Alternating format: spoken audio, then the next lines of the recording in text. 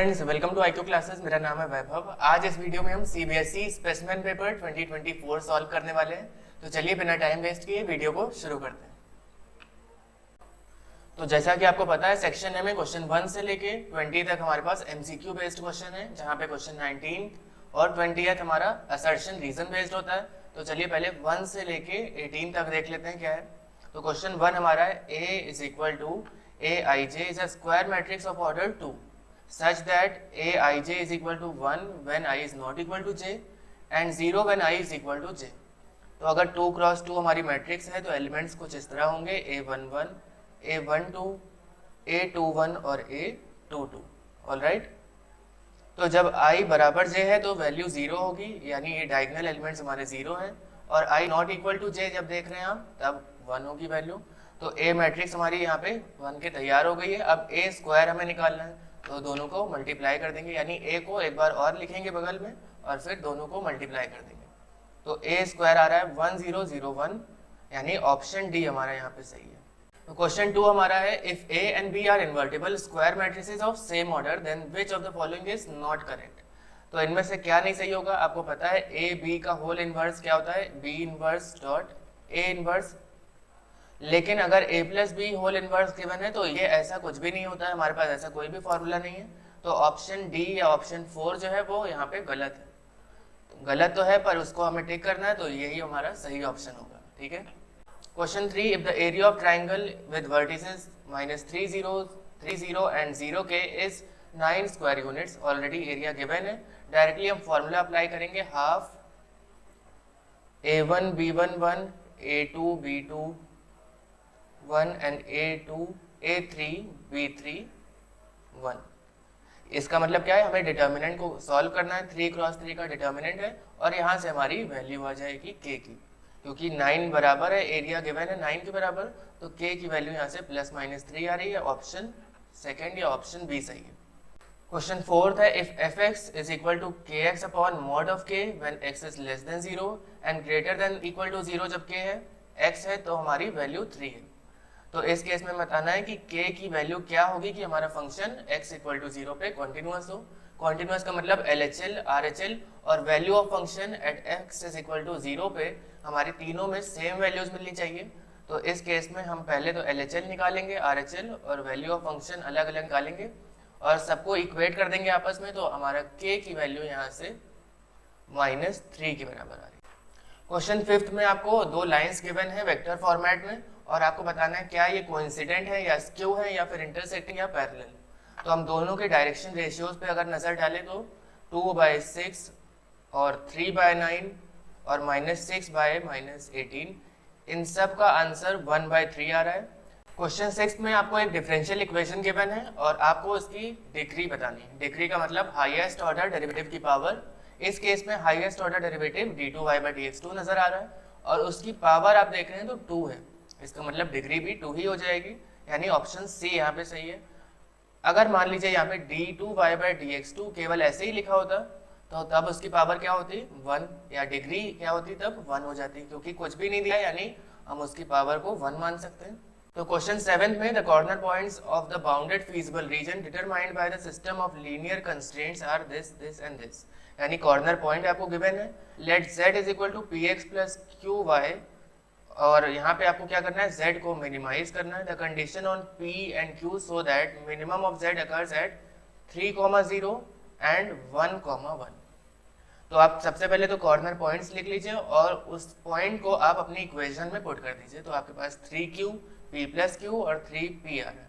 पर इन्होंने क्या कहा है कि condition on p and q so that minimum of z occurs at 3,0 and 1,1।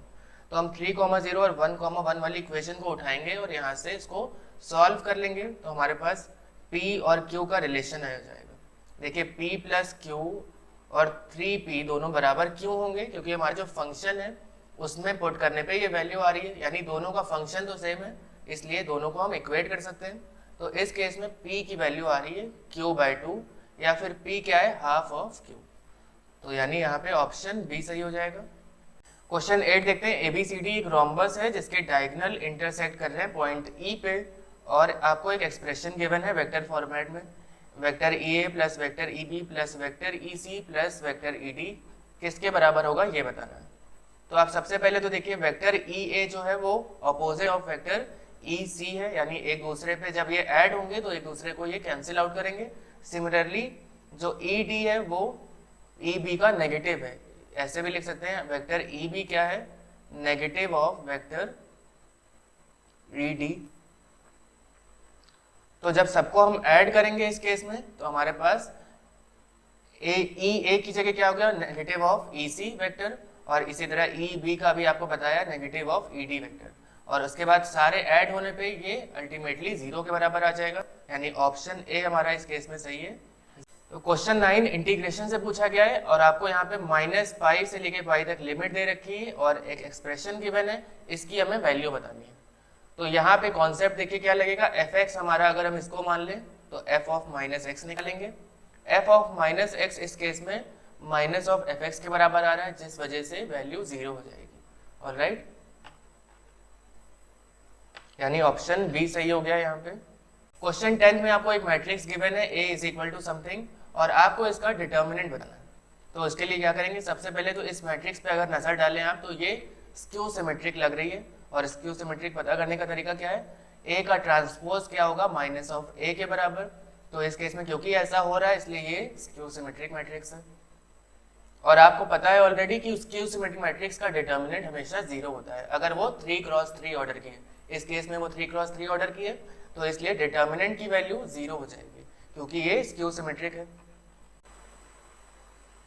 Question 11 फिर से एलपीपी से पूछा गया है, the feasible region corresponding to the linear constraint of a LPP is given below, which of the following is not the constraint to the given linear programming problem.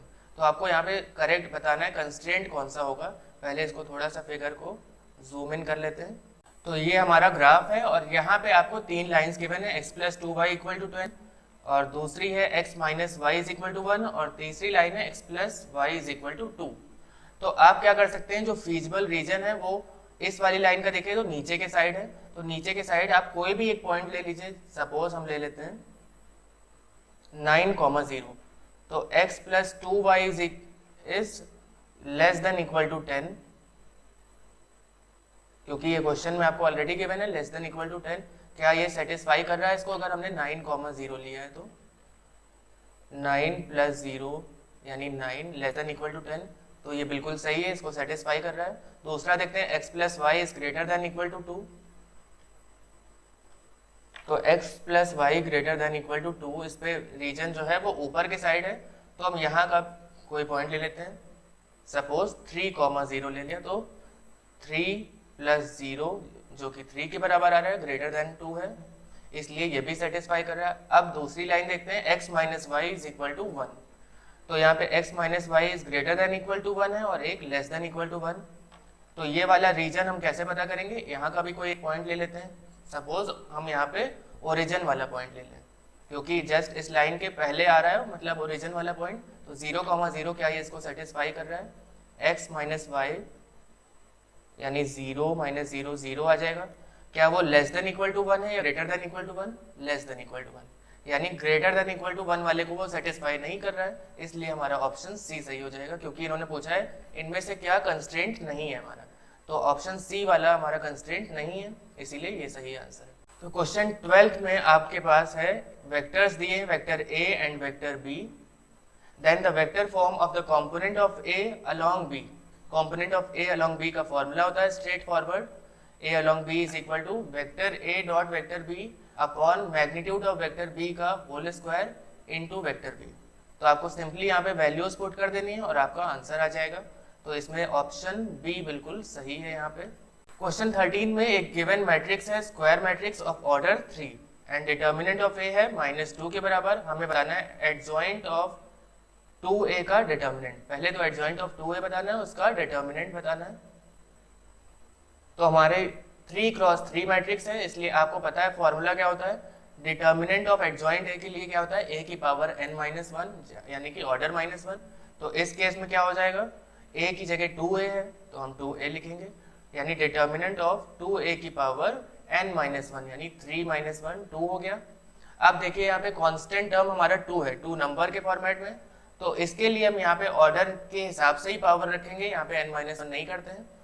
तो ये हो जाएगा 2 क्यूब इंटू डिटर्मिनेंट ऑफ ए इस पूरे का square, क्योंकि 2 की जगह हमने क्या कर दिया 2 क्यूब कर दिया, क्योंकि ऑर्डर हमारा 3 है। तो इसको सॉल्व करेंगे तो हमारे पास वैल्यू आ जाएगी 2 की पावर 8, यानी ऑप्शन डी सही है यहाँ पे। क्वेश्चन 14 आपको प्रोबेबिलिटी से पूछा गया है। A problem in mathematics is given to 3 students whose chances of solving it are given 1/2, 1/3 and 1/4 respectively. If the events of their solving the problem are independent, then find the probability that the problem will be solved. Problem solve हो रही है उसकी probability बताना है, यानी किसी एक से भी प्रॉब्लम सॉल्व हो रही है तो उसको सॉल्व हो नहीं माना जाएगा, यानी एटलीस्ट 1 आपको निकालना है। एटलीस्ट 1 निकालना थोड़ा सा टफ होता है, इससे बेहतर रहेगा कि 1 minus problem is not solve by anyone हम निकाल लें, यानी इनका कॉम्प्लीमेंट आ जाएगा 1/2 का कॉम्प्लीमेंट, 1/3 का कॉम्प्लीमेंट और 1/4 का कॉम्प्लीमेंट। इससे हमें पता चल जाएगा कि इन सब की वो वाली प्रोबेबिलिटी जिससे प्रॉब्लम नहीं सॉल्व हो रही। तो इस केस में पी ए गिवन है तो हम पी ए नॉट यहाँ से निकाल सकते हैं, क्या हो जाएगा 1 माइनस 1/2 यानी 1/2। इसी तरह पी बी नॉट क्या हो जाएगा 1 minus 1/3 that is 2/3। P C not यानी सी से प्रॉब्लम नहीं सॉल्व हुई है तो 1 माइनस 1/4 यानी 3/4। तो at least one of them solve के लिए हमने जैसा कि बताया 1 minus problem is not solve by anyone, यानी कि ए से भी नहीं हो रही, बी से भी नहीं हो रही और सी से भी नहीं। इंटरसेक्शन वाला केस आया, एंड लग रहा है क्योंकि, इसलिए यहाँ पे 1 माइनस दिस करेंगे। और क्योंकि हमारे इंडिपेंडेंट इवेंट्स हैं तो सब आपस में मल्टीप्लाई हो जाएंगे, तो यहाँ से हमारे पास 1 minus P A not into P B not into P C not आ गया। तो आंसर फाइनली आ रहा है 3/4, ऑप्शन डी सही है। तो क्वेश्चन 15 में आपके पास एक डिफरेंशियल इक्वेशन गिवन है और उसका आपको जनरल सोल्यूशन बताना है। तो आप यहाँ पे क्या करेंगे, x वाले सारे टर्म्स एक तरफ और y वाले एक तरफ कर लेंगे, उसके बाद उसको हम इंटीग्रेट करेंगे। तो इंटीग्रेट करने पे हमारे पास जब भी दोनों साइड लॉग के टर्म्स आ रहे हैं तो हम कांस्टेंट को भी लॉग के फॉर्मेट में ले लेते हैं। इससे क्या होगा, हम यहाँ पे लॉग इग्नोर कर सकते हैं, y is equal to cx आ गया, ऑप्शन सी। क्वेश्चन 16 में the value of lambda for which 2 vectors 2i cap minus j cap plus 2k cap and 3i cap plus lambda j cap plus k cap are perpendicular. Vectors perpendicular है, यानी क्या होगा, उनका जो dot product है वो 0 के बराबर रहेगा। तो हम क्या करेंगे, 2 इंटू 3 6 हो गया, minus 1 into lambda minus lambda plus 2 into 1 2 हो गया, और इसका प्रोडक्ट पूरा 0 के बराबर आ रहा है। तो यहाँ से लैम्डा की वैल्यू हमारी 8 आ गई। क्वेश्चन 17 जल्दी से देख लेते हैं। The set of all points where the function fx is equal to x plus mod x is differentiable. तो डिफरेंशिएबल हमें बताना है, उसके लिए देखते हैं पहले इसको हम यहाँ पे LHD और RHD निकाल के। तो मॉड x है यहाँ पे क्योंकि, इसलिए हमारे पास लिमिट्स ब्रेक हो जाएंगी। जब x की वैल्यू पॉजिटिव होगी तब तो ये पूरा पॉजिटिव आएगा ही, लेकिन अगर नेगेटिव हुई, x की वैल्यू आपकी लेस देन 0 होगी तो आपके पास देखिए आंसर 0 ही आएगा, क्योंकि ये जो मॉड है वो माइनस x हो जाएगा। तो x माइनस x 0 हो गया। तो LHD तो आप देख रहे हैं इस केस में साफ साफ दिखाई दे रहा है 0 के बराबर। RHD के लिए हम फॉर्मूला अप्लाई करेंगे और वैल्यूज रखने पे हमारे पास RHD 2 आ रहा है, और LHD और RHD बराबर ना होने की वजह से फंक्शन डिफरेंशिएबल नहीं है 0 पे, लेकिन 0 से पहले और 0 के बाद डिफरेंशिएबल है, इसलिए minus infinity to 0 union open interval 0 से इन्फिनिटी रहेगा।